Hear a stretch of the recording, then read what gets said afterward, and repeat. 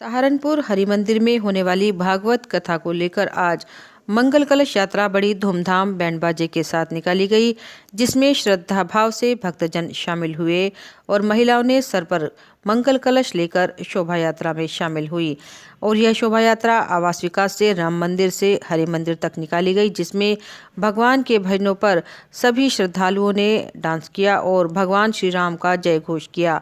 इस बारे में कथावाचक आचार्य रजनीश ने बताया कि भागवत कथा का स्मरण करने मात्र से ही मनुष्य के जीवन सफल हो जाता है और यह भागवत कथा 17 दिसंबर से 26 दिसंबर तक चलेगी, जिसमें मुख्य जजमान रही विमला शर्मा, नेहा, संजीव शर्मा, ईशान शर्मा, आशा, अनंत आदि लोगों ने हिस्सा लिया। इसके पश्चात सभी लोगों को प्रसाद वितरित किया गया।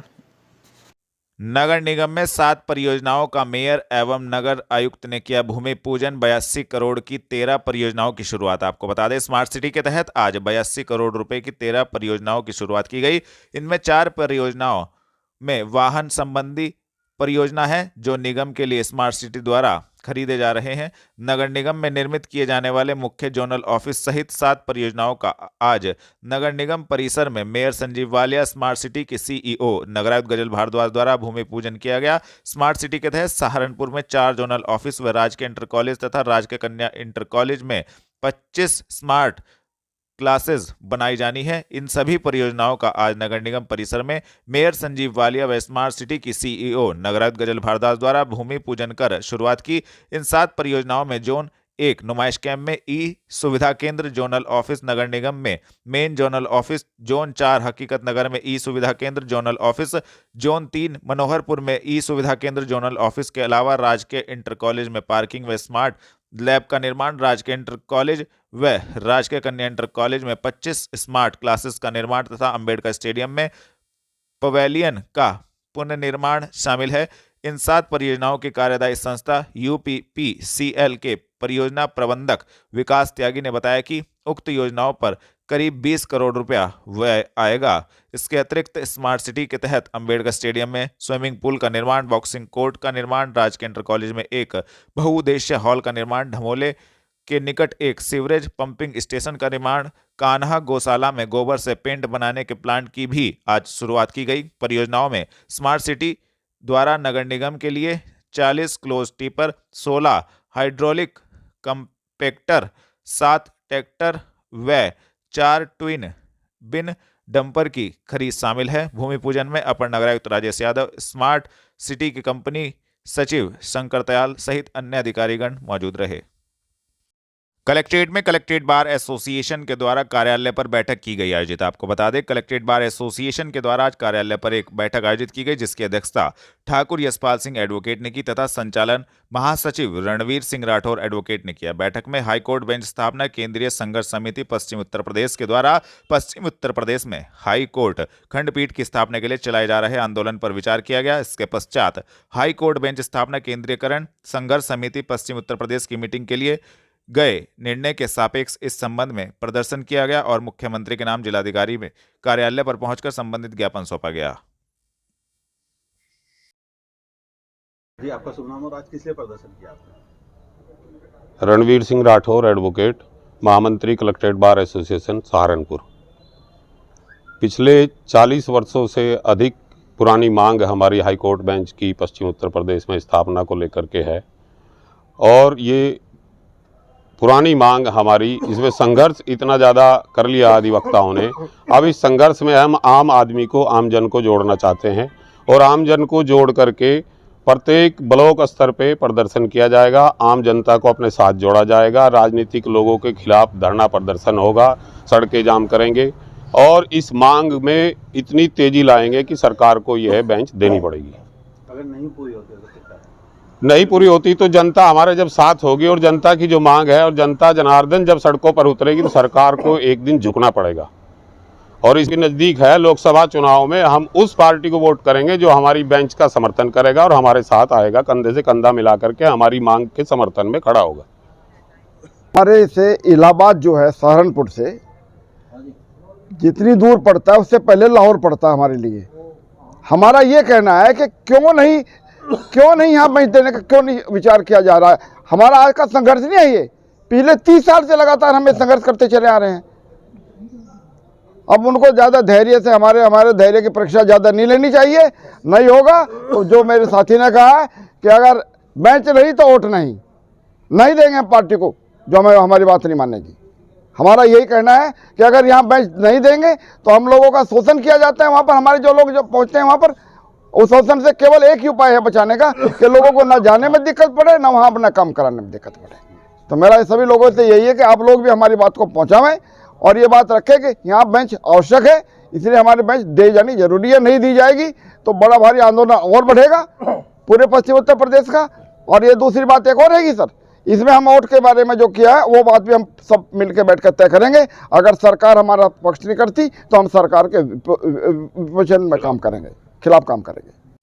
कलेक्ट्रेट पर बीजेपी के पदाधिकारियों एवं कार्यकर्ताओं ने पाकिस्तान के विदेश मंत्री का फूका पुतला किया प्रदर्शन। दी जानकारी आपको बता दें, पाकिस्तान के विदेश मंत्री बिलावल भुट्टो द्वारा प्रधानमंत्री नरेंद्र मोदी के लिए अभद्र बयान के विरोध में आज भारतीय जनता पार्टी के पदाधिकारियों एवं कार्यकर्ताओं ने कलेक्ट्रेट पर पहुंचकर विदेश मंत्री का पुतला फूका और जोरदार प्रदर्शन करते हुए संबंधित जानकारी दी। पाकिस्तान के विदेश मंत्री बिलावल भुट्टो के द्वारा इस प्रकार का बयान देना किसी भी दृष्टिकोण से उचित नहीं है। भारत देश के यशस्वी प्रधानमंत्री आदरणीय मोदी जी ने हमारे भारत देश के प्रत्येक व्यक्ति के अंदर गर्व की अनुभूति कराने का काम किया है। विश्व पटल पर भारत का नाम पहुंचाने में कोई कमी अपनी तरफ से नहीं छोड़ी और उन ऐसे महान व्यक्तित्व के बारे में ऐसे विचार रखने वाला देश किसी भी दृष्टिकोण से, किसी भी कोने से उचित नहीं दर्शाया जा सकता है। हम इससे बयान की जितनी भी गंभीर से गंभीर निंदा करने का काम कर सके वो हम निंदा करने का काम कर रहे हैं। और जिस प्रकार से उत्साह के साथ कार्यकर्ताओं ने उनका पुतला दहन करने का काम किया है, उनके प्रति अपने बयानों को व्यक्त करने का काम किया है, ये इस बात का प्रतीक है कि पाकिस्तान हमेशा आतंकवादियों की शरणस्थली रहता रहा है और आतंकवादियों को किस प्रकार से शरण देने का काम करता रहा है, ये सब बातें जगजाहिर हो चुकी है। पूरा विश्व इस बात को जानता भी है, समझता भी है। ये वाली नीचे कर दो जरा सी। आज भारतीय जनता पार्टी ने पूरे देश भर में अपने नेता, देश के यशस्वी प्रधानमंत्री, विश्व के लोकप्रिय प्रधानमंत्री आदरणीय नरेंद्र मोदी जी के बारे में जो पाकिस्तान के एक राजनयिक के द्वारा जिस तरह की खराब शब्दावली प्रयोग की गई है बिलावल भुट्टो की, उसके विरोध में हम लोगों ने प्रदर्शन किया है। और हम पाकिस्तान की सरकार से ये मांग कर रहे हैं कि बिलावल भुट्टो को बर्खास्त किया जाए, क्योंकि आज एक और नरेंद्र मोदी जी जिस तरीके से विश्व में विकास और शांति बनाए रखने के लिए लगातार काम कर रहे हैं, भारत G20 का नेतृत्व कर रहा है। आज जिस तरीके से जिस समय पर कोविड जैसी महामारी आई, उस कोविड की महामारी में हमने विश्व के जिन देशों की जरूरत थी उन जरूरतों को पूरा किया। वहीं हमारे नेता के बारे में खराब टिप्पणी करने वाले की हम कड़े शब्दों में भर्त्सना करते हैं। आज भारतीय जनता पार्टी के कार्यकर्ताओं ने पूरे देश भर में, पूरे उत्तर प्रदेश भर में सभी जगह प्रदर्शन किया है और सबने एकमेव स्वर में कहा है कि देश आज नरेंद्र मोदी जी के साथ में खड़ा है। नरेंद्र मोदी जी के बारे में खराब शब्दों को हम कतई स्वीकार नहीं करेंगे, बर्दाश्त नहीं करेंगे। घने कोहरे का कहर। दिल्ली रोड स्थित सहारनपुर अंबाला हाईवे पर खड़े ट्रक में घुसी गाड़ी, कई और वाहन आपस में टकराए। आपको बता दें, सर्दी शुरू होने के साथ ही घने कोहरे का सितम देखने को मिला है। दिल्ली रोड स्थित अंबाला हाईवे पर आधा दर्जन से अधिक वाहन आपस में टकरा गए। मिली जानकारी के अनुसार कांकरकुई गांव के पास हाईवे पर सुबह 8 बजे के करीब धुंध के कारण हाईवे पर खड़े एक ट्रक में पीछे से एक कार जा घुसी। इस कार के पीछे से आ रहे और भी वाहन आपस में टकरा गए। घने कोहरे के चलते आधा दर्जन से अधिक वाहन आपस में टकरा गए। गनीमत यह रही कि किसी भी वाहन चालक के गंभीर चोटें नहीं आई हैं।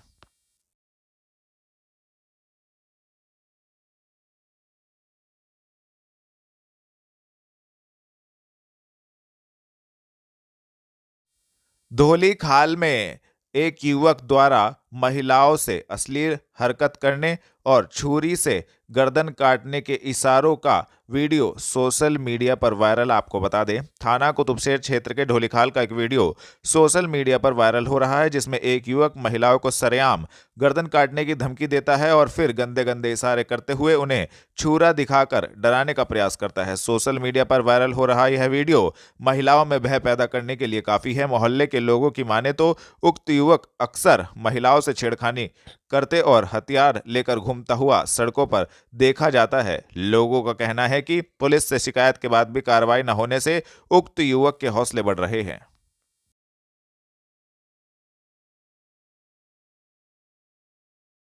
दीवानी कचहरी में अधिवक्ता एसोसिएशन के चुनाव में ठाकुर विशंबर गुट ने 11 में से 11 पदों पर जीत की दर्ज। नए पदाधिकारियों का अधिवक्ताओं ने फूल मालाएं पहनाकर किया स्वागत। आपको बता दें, मतगणना के पश्चात परिणाम घोषित किए गए। ठाकुर विशंबर सिंह गुट के अध्यक्ष पद के प्रत्याशी अरविंद शर्मा 634, महासचिव मुनव्वर 488, कोषाध्यक्ष अनुज सैनी 593 मत लेकर जीत गए। विजेता हुए अधिवक्ताओं का माल्यार्पण कर स्वागत किया गया।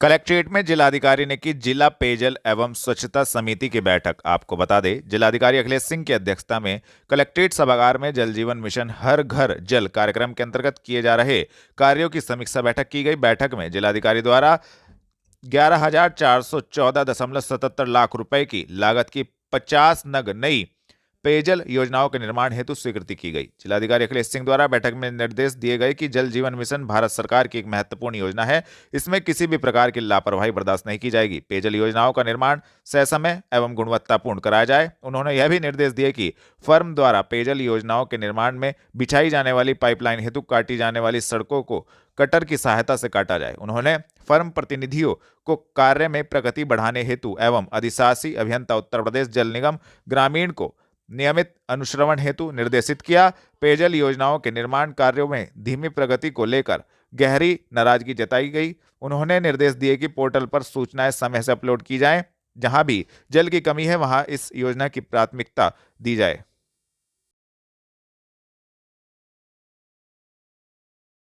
निगम परिसर में स्कूल के छात्रों को नगर आयुक्त द्वारा किया गया संबोधित ICCC में स्क्रीन पर यातायात प्रबंधन की दी जानकारी। आपको बता दें, नगर आयुक्त गजल भारद्वाज का कहना है कि नगर निगम द्वारा संचालित ई-लाइब्रेरी का महानगर के सभी छात्र छात्राओं को लाभ उठाना चाहिए। उन्होंने कहा कि निगम की ई-लाइब्रेरी छात्र छात्राओं विशेषकर आर्थिक रूप से कमजोर छात्रों के लिए वरदान है। उन्होंने कहा कि ई बुक्स व अन्य प्रतियोगी पत्रिकाओं की सहायता से छात्र आर्मी, मेडिकल, इंजीनियरिंग व IAS व PCS आदि की तैयारी कर सकते हैं। उन्होंने छात्रों को बताया कि ई-लाइब्रेरी में करियर काउंसलिंग भी शुरू की गई है। नगर आयुक्त ईज ऑफ लिविंग अभियान के तहत SD कॉलेज के छात्रों और NCC कैडेट्स को निगम परिसर में संबोधित कर रही थी। उन्होंने स्मार्ट सिटी के आधारभूत ढांचे और उसके कार्य करने की जानकारी देते हुए छात्रों से कहा कि वे अपने शहर के विकास की योजनाओं और समस्याओं की जानकारी रखने और उनके निस्तारण के उपाय सुझाएं। नगर आयुक्त ने छात्रों से आह्वान भी किया कि वे पावधोई नदी की प्रदूषण समस्या और उसे प्रदूषण मुक्त करने के लिए सुझाव देते हुए कोई वीडियो, PPT या प्रोजेक्ट बनाएं और निगम से शेयर करें। श्रेष्ठ आने वाले छात्र छात्राओं को पुरस्कृत भी किया जाएगा। छात्र नदी के प्रदूषित होने के मूल कारण को समझे, अध्ययन करें और समाधान सुझाएं। इससे पूर्व उन्होंने छात्रों से पूछा कि उन्होंने क्या देखा और क्या सीखा है। उक्त कॉलेज के हाई स्कूल के छात्र नमन और विवेक कुमार ने नगर आयुक्त को बताया कि उन्होंने गांधी पार्क में फ्लोरल क्लॉक, ई-लाइब्रेरी, स्टेडियम में योगा मंच, basketball court, weight training centre, judo hall सहित सभी परियोजनाएं देखी हैं। थाना कुतुबशेर पुलिस ने शातिर नशा तस्कर को कुतुबशेर क्षेत्र से किया गिरफ्तार, भेजा जेल। आपको बता दें, वरिष्ठ पुलिस अधीक्षक के निर्देशन में अपराधियों के विरुद्ध चलाए जा रहे धरपकड़ अभियान के क्रम में थाना कुतुबशेर पुलिस को बड़ी सफलता हाथ लगी है। थाना कुतुबशेर पुलिस ने एक शातिर नशा तस्कर बाबर पुत्र फिरोज को थाना कुतुबशेर क्षेत्र से गिरफ्तार किया है, जिसके कब्जे से 12 बोतल देसी शराब संतरा हरियाणा मार्क बरामद की गई तथा संबंधित धाराओं में कार्रवाई करते हुए अभियुक्त को जेल भेजा गया है। गिरफ्तार करने वाली टीम में उप निरीक्षक अनुज कुमार, कांस्टेबल अरुण, कांस्टेबल पवित्र मौजूद रहे।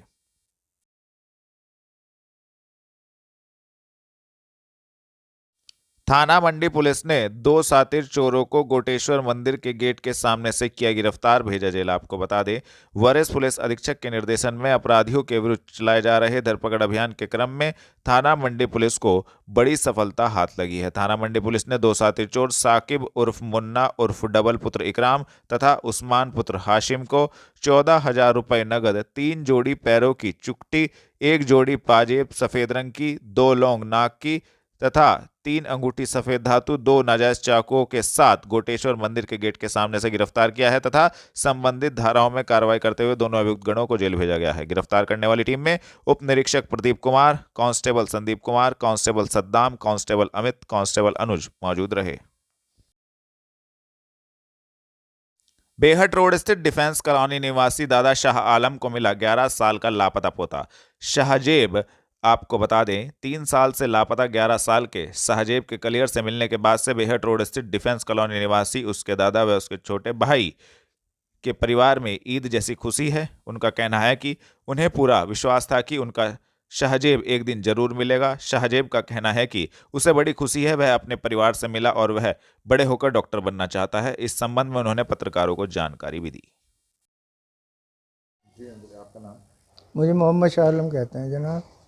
जो आपका जो पोता काफी समय से मिलने रहा था और किस तरह से मिला और क्या ऐसा है, जब इसके वालिद की डेथ हुई थी तो ये इसकी वालदा इसे लेकर अपने घर चली गई थी, फिर वहाँ से कलियर चली गई थी। कलियर में ये जो है दरगाह शरीफ में पोछा वगैरह अपना भरण पोषण कर रहे थे। उसके बाद में जब इसकी वालदा पिछले साल कोरोना हुआ था तो उसमें उसकी डेथ हो गई थी।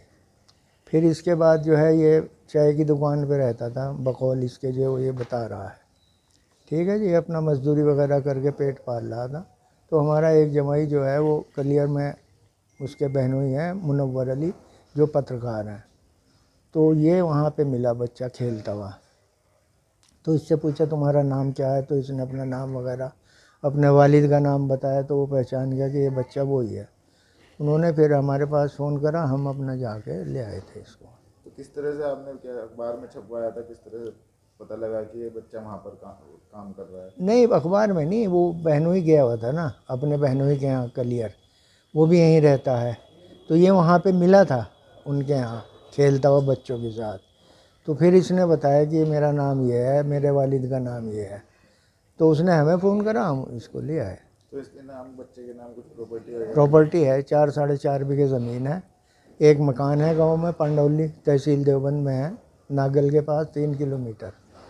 तो डबल स्टोरी मकान है, 2 कमरे नीचे हैं, 2 कमरे ऊपर हैं।